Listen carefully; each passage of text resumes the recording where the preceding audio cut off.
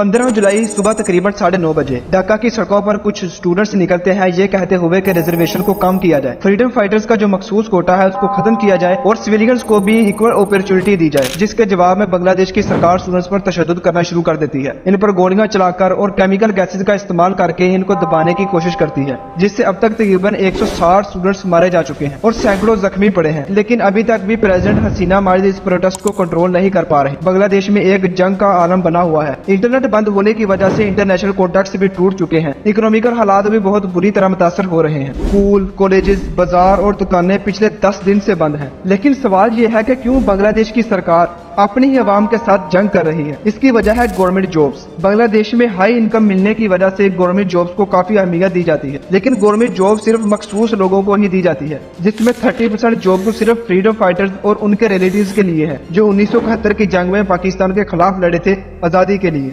2018 में इसी तरह के प्रोटेस्ट की वजह से इस कोटा को बंद कर दिया गया, लेकिन 5 जून 2024 में प्रेसिडेंट हसीना माजिद इस कोटा को दोबारा ओपन कर देती है, ये कहते हुए कि इसे कैंसिल करना इलीगल है। लेकिन इसकी जड़ 1971 ही से शुरू होती है। पार्टीशन के टाइम से ही पाकिस्तान 2 हिस्सों में आजाद हुआ था, ईस्ट पाकिस्तान और वेस्ट पाकिस्तान। दोनों में ही 2000 किलोमीटर का फासला था। दोनों ही खितों में मेजोरिटी पॉपुलेशन मुसलमानों की थी, लेकिन लैंग्वेजेस मुख्तलिफ थी। वेस्ट पाकिस्तान में ज्यादातर लोग उर्दू और पंजाबी बोलते थे, जबकि ईस्ट पाकिस्तान में बंगाली लोग थे और बंगाली ही बोलते थे।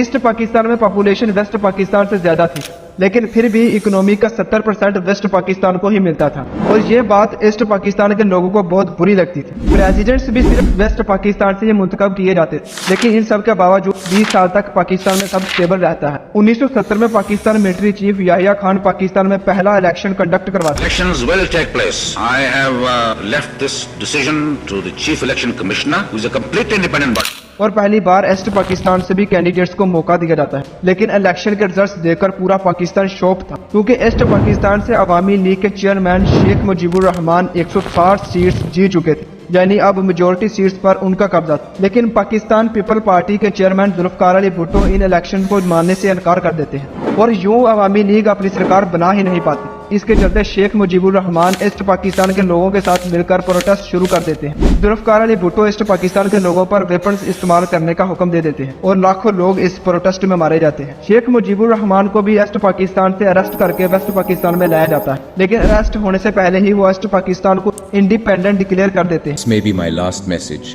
From today, Bangladesh is independent. I call upon the people of Bangladesh, wherever you might be and with whatever you have, to resist the army of occupation to the last. Your fight must go on until the last soldier of the Pakistan occupation army is expelled from the soil of Bangladesh.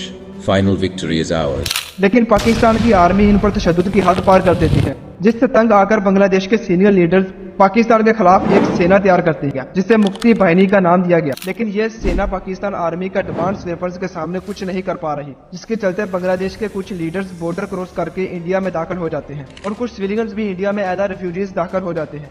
ये leaders India की PM Indira Gandhi से मदद तलब करते हैं, जिस पर इंदिरा गांधी अप्रैल 1971 में इंडियन आर्मी को पाकिस्तान पर हमले का कहती है, ताकि बांग्लादेश लिबरेट हो सके और रिफ्यूजीज भी वापस जा सके। लेकिन सैम उनिस्को इमीडिएटली हमला करने से इनकार कर देता है, लेकिन पाकिस्तान को यह पता था कि इंडिया इन पर हमला कर सकता है। इससे पहले पाकिस्तान खुद इंडिया पर हमला कर देता है, और 16 दिसंबर को पाकिस्तान ये जंग हार जाता है। इस जंग पर फिर कभी वीडियो बनाऊंगा, तो सब्सक्राइब। आजाद होने के बाद शेख मुजीबुर रहमान बांग्लादेश के पहले पीएम बनते हैं, और 1972 में फ्रीडम फाइटर्स को रिकॉग्नाइज्ड करके इनको बहुत सारे बेनिफिट्स देते हैं, और गवर्नमेंट जॉब्स में भी उन लोगों का 30% हिस्सा मुकर्रर कर देते हैं। इस वक्त इस कोटा पर कोई ज्यादा ध्यान नहीं देता, क्योंकि सब ही फ्रीडम फाइटर्स होते हैं और ये फैसला उनके हक में बहुत ज्यादा बेहतर होता है। लेकिन 2018 में स्टूडेंट्स सरकार से ये मांग करते हैं कि गवर्नमेंट जॉब्स में फ्रीडम फाइटर्स का जो कोटा है इसको खत्म किया जाए, इस पर सरकार उनकी बात मान भी लेती है।